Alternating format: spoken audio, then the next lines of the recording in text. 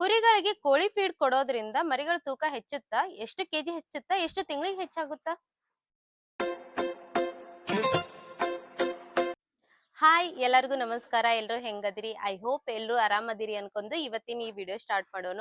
And ಇವತ್ತಿನ ವಿಡಿಯೋದೊಳಗ ಬಹಳ important topic ಏನಪ್ಪಾ ಅಂದ್ರ ಕೋಳಿ ಫೀಡ್ ಕೊಡೋದ್ರಿಂದ ಮರಿಗಳ ತೂಕ ಹೆಚ್ಚುತ್ತ ಅಂತ.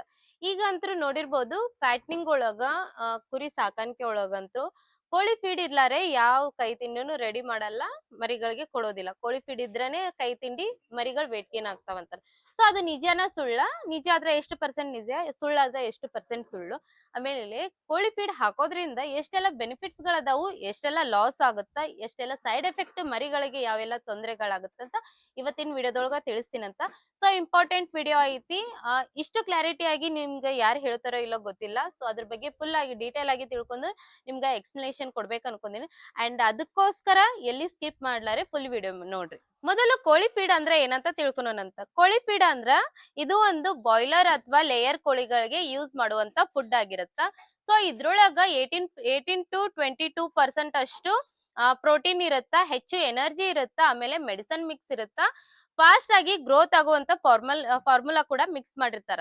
ಸೊ ಹಿಂಗಾಗಿ ನಾವು ಬಾಯ್ಲರ್ ಅಥವಾ ಲೇಯರ್ ಕೋಳಿಗಳ ಸಾಕಾಣಿಕೆ ಮಾಡ್ಬೇಕಂದ್ರೆ ಈ ಫೀಡ್ ಕೊಡೋದ್ರಿಂದ 40 ರಿಂದ 45 ದಿನದೊಳಗ ಕೋಳಿಗಳು 2 ರಿಂದ 3 ಕೆಜಿ ಅಷ್ಟು ತೂಕ ಬರುತ್ತ. ಸೊ ಹಂಗಾಗಿ ಯೂಸ್ ಮಾಡ್ತಾರ. ಕೋಳಿ ಫೀಡ್ ಒಳಗು 4 ತರ ಕೋಳಿ ಫೀಡ್ ಅದಾವು. ನೀವು ಕೋಳಿ ಸಾಕಾಣಿಕೆ ಮಾಡಾತಿರಿ ಅಂದ್ರೆ ಅದ್ರೊಳಗ 4 ತರ ಫೀಡ್ ನ ಯೂಸ್ ಮಾಡ್ತಾರ. ಸೊ ನಾವಿಲ್ಲಿ ಯೂಸ್ ಮಾಡುವಂತದ್ದು ಯಾವ್ದಂದ್ರ ಫಿನಿಶರ್. ಸೊ ಮೊದಲನೇದಾಗಿ ಸ್ಟಾರ್ಟರ್, ಗ್ರೋವರ್, ಲೇಯರ್ ಮತ್ತೆ ಫಿನಿಶರ್ ಅಂತ 4 ತರ ಫೀಡ್ ಇರುತ್ತೆ ಅದ್ರೊಳಗ.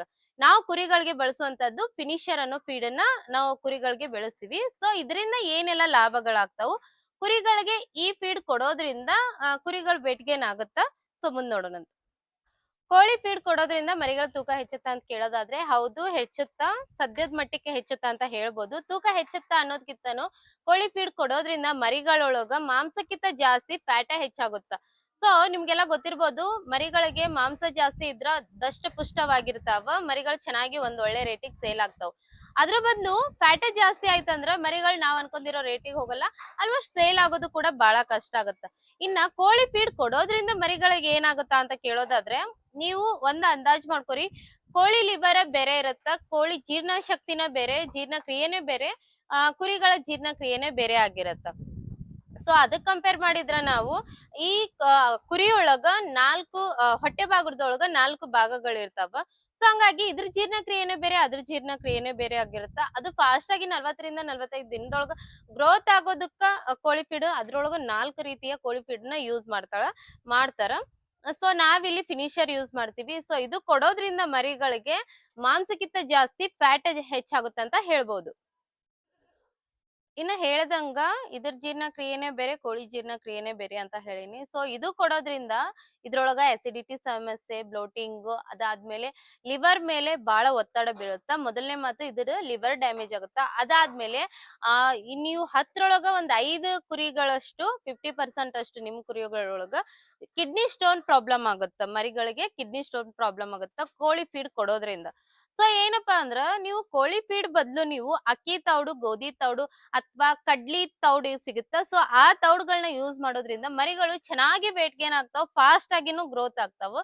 ಸೊ ಕೋಳಿ ಫೀಡ್ ಕಂಪೇರ್ ಮಾಡಿದ್ರ ಚೀಪ್ ಅಂಡ್ ಬೆಸ್ಟ್ ಮತ್ತ ಫಾಸ್ಟ್ ಆಗಿನೂ ಗ್ರೋತ್ ಆಗುತ್ತ. ಸೊ ಹಂಗಾಗಿ ನೀವು ಕೋಳಿ ಫೀಡ್ ನಿಮ್ ಕುರಿ ಸಾಕಾಣಿಕೆ ಒಳಗ ಯೂಸ್ ಮಾಡೋದೇ ಇಲ್ವಾ, ಮಾಡೇ ಇಲ್ಲ ಅಂತ ಕೇಳೋದಾದ್ರೆ ಹೌದು, ನಾವು ಮಾಡೀವಿ.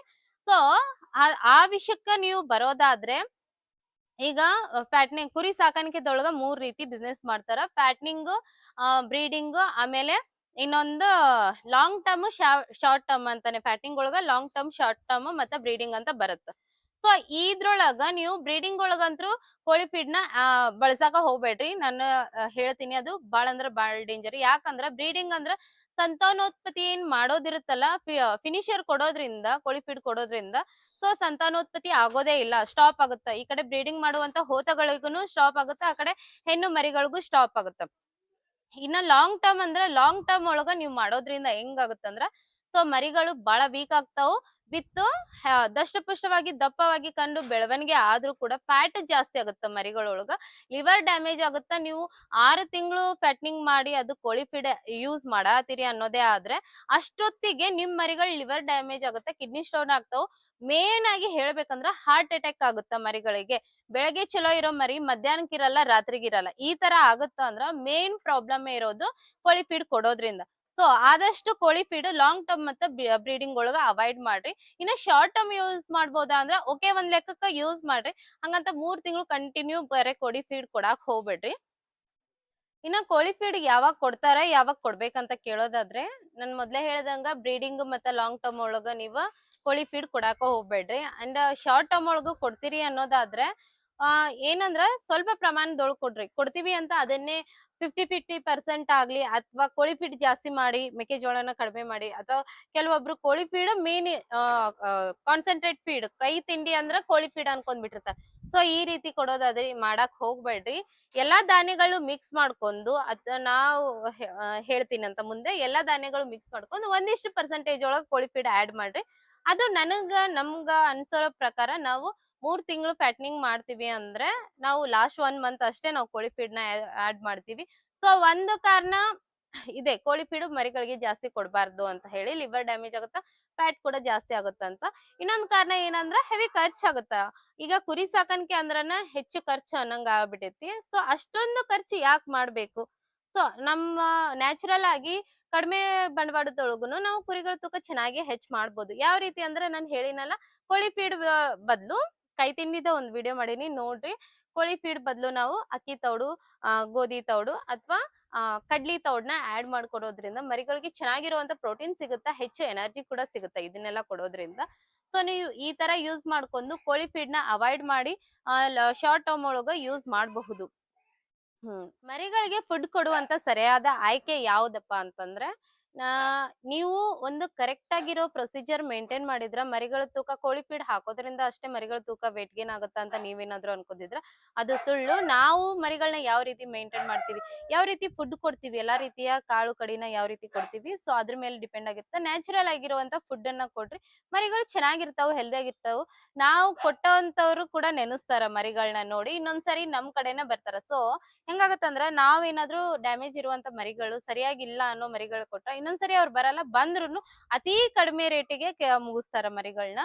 ಸೊ ಅದ್ರ ಬದ್ಲಿ ನೀವ್ ಎಷ್ಟೇ ತಿಂಗಳು ಫ್ಯಾಟ್ನಿಂಗ್ ಮಾಡ್ರಿ, ಒಂದು ಒಳ್ಳೆ ರೇಟಿಗೆ ಒಳ್ಳೆ ಮರಿಗಳನ್ನ ಸಾಕಿದ್ರಿ ಅಂದ್ರ ಒಳ್ಳೆ ರೀತಿಯಿಂದ ನಿಮ್ಮ ಒಂದು ಒಳ್ಳೆ ರೀತಿಯಿಂದ ಮರಿಗಳು ಸೇಲ್. ಆ ವಿಚಾರಕ್ ಬಂದ್ರ ಮರಿಗಳಿಗೆ ಯಾವ ರೀತಿ ಫುಡ್ ಕೊಡ್ಬೇಕಂತ ಕೇಳೋದಾದ್ರೆ, ಮೊದಲನೇ ಮತ್ತು ಒಣ ಮೇವು, ಹಸಿ ಮೇವು ಚೆನ್ನಾಗ್ ಕೊಡ್ರಿ ಮರಿಗಳಿಗೆ. 6 ತಿಂಗಳು ಫ್ಯಾಟ್ನಿಂಗ್ ಮಾಡಾತಿರಿ ಅಂದ್ರ ಮರಿಗಳ ತೂಕ ಹೆಚ್ಚಾಗ್ಬೇಕು 6 ತಿಂಗಳೊಳಗಂದ್ರ ಒಣ ಮೇವು ಕೊಡೋರು ಜಾಸ್ತಿ ಒಣ ಮೇವು ಕೊಡ್ರಿ. ಆಮೇಲೆ ಹಸಿ ಮೇವು ಕೊಡೋರು ಹಸಿ ಮೇವು ಒಣ ಮೇವು ಮಿಕ್ಸ್ ಮಾಡ್ಕೊಂಡು ಒಂದ್ ಟೈಮ್ ಅದು ಒಂದ್ ಟೈಮ್ ಇದು ಕೊಡ್ರಿ. ಅದಾದ್ಮೇಲೆ ಇನ್ನ ಮೇನ್ ಆಗಿ ಕಾನ್ಸಂಟ್ರೇಟ್ ಫೀಡ್ ಇರ್ತ. ಆ ಕಾನ್ಸಂಟ್ರೇಟ್ ಫೀಡ್ ಒಳಗ ನೀವು ಮೆಕ್ಕೆಜೋಳ, ಗೋಧಿ ತೌಡು ಅಥವಾ ಒಂದ್ರೊಳಗ್ ಯಾವ್ದಾರ ಒಂದು ತೌಡು ಯೂಸ್ ಮಾಡ್ರಿ. ಮೆಕ್ಕೆಜೋಳದ ಜೊತೆಗೆ ಮೆಕ್ಕೆಜೋಳನು ಸ್ಪಷ್ಟವಾಗಿ ಹೇಳ್ಬೇಕಂದ್ರ ನುಚ್ಚು ಹೊಡಿಸಿ ಕೊಡೋದ್ರಿಂದ ಮರಿಗಳ ಡೈಜೆಷನ್ ಚೆನ್ನಾಗಿರುತ್ತ. ಸೊ ಯಾವ ರೀತಿ ಅಂದ್ರೆ ನುಚ್ಚು ಹೊಡಿಸಿ ಅಂದ್ರೆ ಪೂರ್ತಿ ಪೌಡರ್ ಮಾಡಬಾರ್ದು. ಒಂದು ಕಾಳು ಮೆಕ್ಕೆಜೋಳ ಇತ್ತಂದ್ರ ಅದ್ರೊಳಗ 3 ಭಾಗ ಆದ್ರೆ ಸಾಕು. ಅಷ್ಟ್ರ ಮಟ್ಟಿಗೆ ನೀವು ಅದನ್ನ ನುಚ್ಚು ಹೊಡಿಸಿ ಅದಕ್ಕ ಗೋಧಿ ಅಥವಾ ಅಕ್ಕಿ ತೌಡು ಅಥವಾ ಕಡ್ಲಿ ತೌಡ್ನ ಮಿಕ್ಸ್ ಮಾಡ್ರಿ 37%. ಸೊ ಇಲ್ಲಿ ಲಾಸ್ಟ್ ನ 1 ಮಂತ್ ಏನ್ ಮಾಡ್ರಿ, ನೀವು ಫ್ಯಾಟ್ನಿಂಗ್ ಒಳಗ್ ಯೂಸ್ ಮಾಡ್ತೀರಿ ಲಾಂಗ್ ಟರ್ಮ್ ಅಂದ್ರೆ ಲಾಸ್ಟ್ ಅಲ್ಲಿನೂ ನೀವು 1 ರಿಂದ 1.5 ತಿಂಗಳಷ್ಟು ಕೋಳಿ ಫೀಡ್ ನ ಯೂಸ್ ಮಾಡಬಹುದು. ಅದು 37% ಅಷ್ಟೇ 100 ಒಳಗ. 40% ಅಷ್ಟು ಮೆಕ್ಕೆಜೋಳ, 37% ಅಷ್ಟು ಕೋಳಿ feed last 1 month. Before 5 months ಹೆಂಗ್ ನೀವು ಮೇಂಟೈನ್ ಮಾಡ್ಬೇಕಂದ್ರ ತೌಡ್ಗಳನ್ನ ಯೂಸ್ ಮಾಡ್ರಿ. ಹಾಗೆ ಅದಾಗಿಂದ 20% ಹಿಂಡಿನ ಯೂಸ್ ಮಾಡ್ರಿ. ನಿಮ್ ಕಡೆ ಅವೈಲೇಬಲ್ ಯಾವ್ದು ರೀತಿಯ ಹಿಂಡಿ ಇರುತ್ತೋ ಆ ಹಿಂಡಿನ ಯೂಸ್ ಮಾಡ್ರಿ. 2% ಅಷ್ಟು ಮಿನರಲ್ ಮಿಕ್ಸ್ಚರ್, 1% ಅಷ್ಟು ಉಪ್ಪನ್ನ ಬಳಸಿ ನೀವು ಈ ರೀತಿಯ ಒಂದು ಕೈ ತಿಂಡಿ ಮಾಡ್ಕೊಂಡು 6 ಮಂತ್ ಫ್ಯಾಟ್ನಿಂಗ್ ಅಥವಾ 3 months fattening, long term short term ಯಾವ್ದೇ ರೀತಿಯ ಫ್ಯಾಟ್ನಿಂಗ್ ಮಾಡಾತಿರಿ ಅಂದ್ರೆ ಈ ರೀತಿ ಕೈ ತಿಂಡಿ ಮಾಡ್ಕೊಳ್ಳೋದ್ರಿಂದ ಮರಿಗಳು ಚೆನ್ನಾಗಿ ಗ್ರೋತ್ ಬರ್ತಾವ. ಬರೇ ಕೋಳಿ ಫೀಡ್ ಕೊಡೋದ್ರಿಂದ ಮರಿಗಳು ವೇಟ್ ಗೇನ್ ಆಗ್ತಾವ ಅನ್ನೋದು ಸುಳ್ಳು. ವೇಟ್ ಗೇನ್ ಆದ್ರೂ ಮರಿಗಳು ಹೆಲ್ದಿ ಆಗಿರಲ್ಲ. ನೀವು ಒಂದ್ 20 ಮರಿಗಳು ಸಾಕಿದ್ರಿ ಅಂದ್ರ ಲಾಂಗ್ ಟರ್ಮ್ ನೀವು ಮುಗ್ಸೋಷ್ಟ್ರೊಳಗ ಒಂದ್ 5-6 ಮರಿಗಳು ಅಚಾನಕ್ ಆಗಿ ಸಾವನ್ನಪ್ಪಿರ್ತಾವ. ಸೊ ಅದಕ್ಕ ರೀಸನ್ ಹಾರ್ಟ್ ಅಟ್ಯಾಕ್ ಆಗಿರ್ತಾವ. ಸೊ ಹಂಗಾಗಿ ನನ್ನ ಸಲಹೆ ಕೇಳೋದಾದ್ರೆ ಕೋಳಿ ಫೀಡ್ ನ ಲಾಂಗ್ ಟರ್ಮ್ ಮತ್ತೆ ಬ್ರೀಡಿಂಗ್ ಒಳಗ ಅವಾಯ್ಡ್ ಮಾಡ್ರಿ. ಕುರಿ ಸಾಕಾಣಿಕೆ ಒಳಗ ಕೋಳಿ ಫೀಡ್ ಎಲ್ಲಾ ಕೋಳಿ ಫೀಡ್ ಕೊಡೋದ್ರಿಂದಾನೇ ಮರಿಗಳು ವೇಟ್ ಗೇನ್ ಆಗ್ತಾವು ಅಂತ ಅನ್ಕೊಂಡಿದ್ರು. ಸೊ ಇವತ್ತ ನಾನು ಅದಕ್ಕ ಸ್ಪಷ್ಟವಾಗಿ ಆನ್ಸರ್ ಕೊಟ್ಟಿನಿ ಅಂತ ಅನ್ಕೊಂದಿನಿ. ಅಂಡ್ ನಿಮ್ಗ ಈ ವಿಡಿಯೋ ಏನಾದ್ರು ಯೂಸ್ಫುಲ್ ಅನಿಸ್ತು, ಕೋಳಿ ಫೀಡ್ ಬಗ್ಗೆ ನಿಮ್ಗೊಂದಿಷ್ಟು ಮಾಹಿತಿ ಸಿಕ್ತು, ಮರಿಗಳಿಗೆ ಕೊಡ್ಬೇಕೋ ಬೇಡವೋ ಅನ್ನೋದು ಗೊತ್ತಾಯ್ತು ಅಂದ್ರೆ ಕೊಡೋದಾದ್ರೂ ಎಷ್ಟು ತಿಂಗಳು ಕೊಡ್ಬೇಕು, ಯಾವ ರೀತಿ ಕೊಡ್ಬೇಕು ಅನ್ನೋದು ನಿಮ್ಗೇನಾದ್ರೂ ಗೊತ್ತಾಯ್ತು ಅಥವಾ ಈ ವಿಡಿಯೋ ನಿಮ್ಗೇನಾದ್ರೂ ಇನ್ಫಾರ್ಮೇಟಿವ್ ಅನ್ಸಿದ್ರ ಇಂತ ಹೆಚ್ಚಿನ ಇನ್ನು ಇಂಟ್ರೆಸ್ಟಿಂಗ್ ಮಾಹಿತಿ ಬೇಕಂದ್ರೆ ಈಗ ನನ್ನ ಯೂಟ್ಯೂಬ್ ಚಾನೆಲ್ ನ ಸಬ್ಸ್ಕ್ರೈಬ್ ಮಾಡ್ಕೊಂಡು ಈ ವಿಡಿಯೋಗೊಂದು ಲೈಕ್ ಕೊಟ್ಟು ವಿಡಿಯೋನ ಶೇರ್ ಮಾಡ್ರಿ. ಅಂಡ್ ನೆಕ್ಸ್ಟ್ ಇಂತ ಇನ್ಫಾರ್ಮೇಟಿವ್ ವಿಡಿಯೋ ಸಂಬಂಧ ವೇಟ್ ಮಾಡ್ರಿ. And thank you for watching all.